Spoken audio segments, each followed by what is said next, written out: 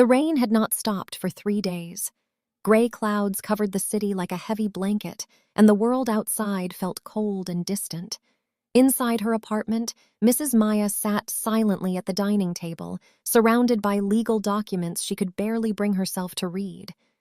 Divorce papers, court notices, unanswered messages.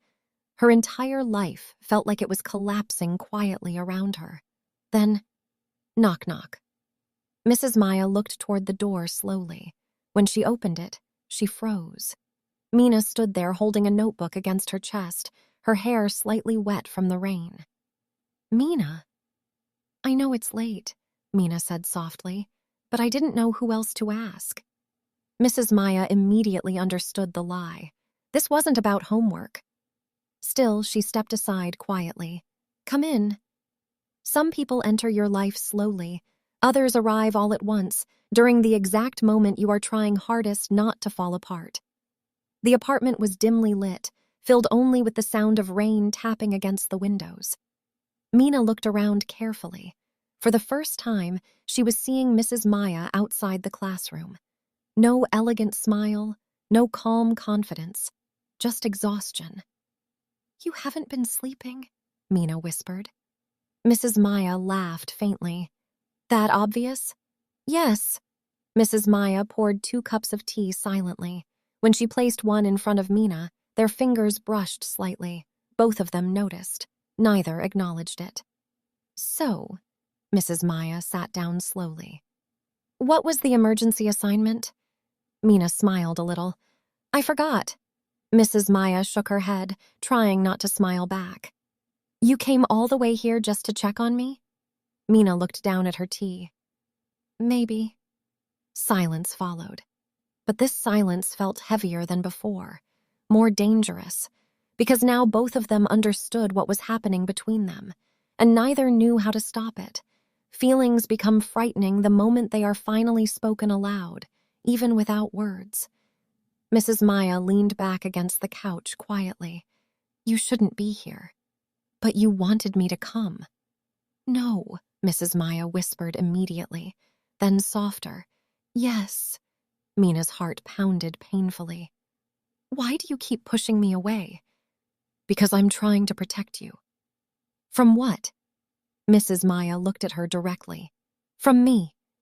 The room suddenly felt too small, too warm. Mina slowly stood up. So did Mrs. Maya. Now only a few inches separated them.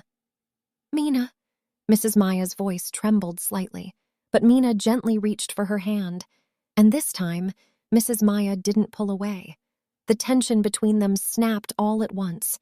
Mina stepped closer, close enough to feel Mrs. Maya's shaky breathing, close enough to see tears gathering in her eyes. "I don't want you to keep pretending you don't feel this," Mina whispered. Mrs. Maya closed her eyes painfully. "You don't understand how badly this could end."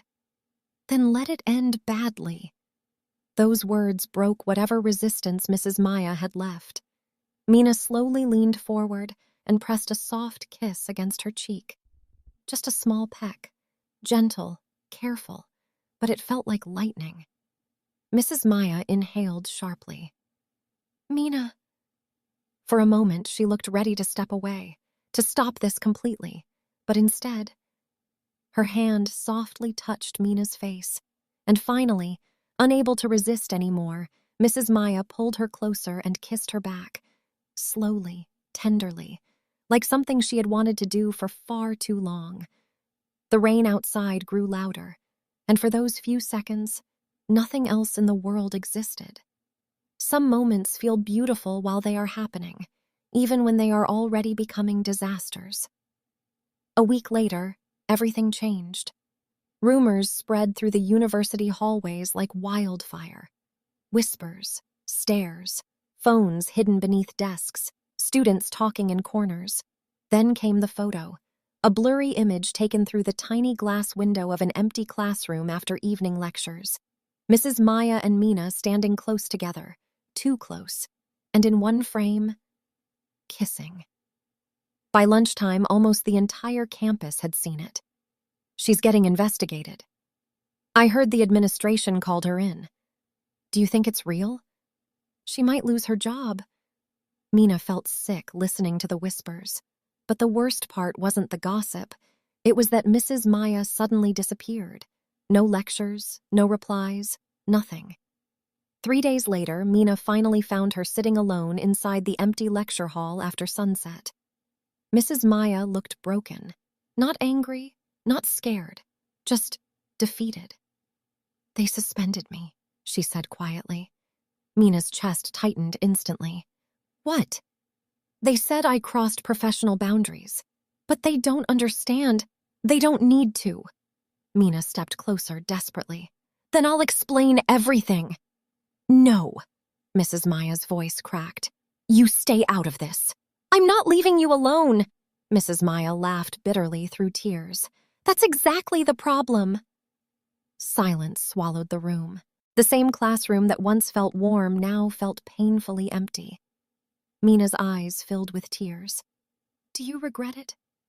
Mrs. Maya looked at her for a long time, then slowly walked closer, close enough for Mina to hear her trembling breath, and quietly, almost heartbreakingly, Mrs. Maya whispered, "No."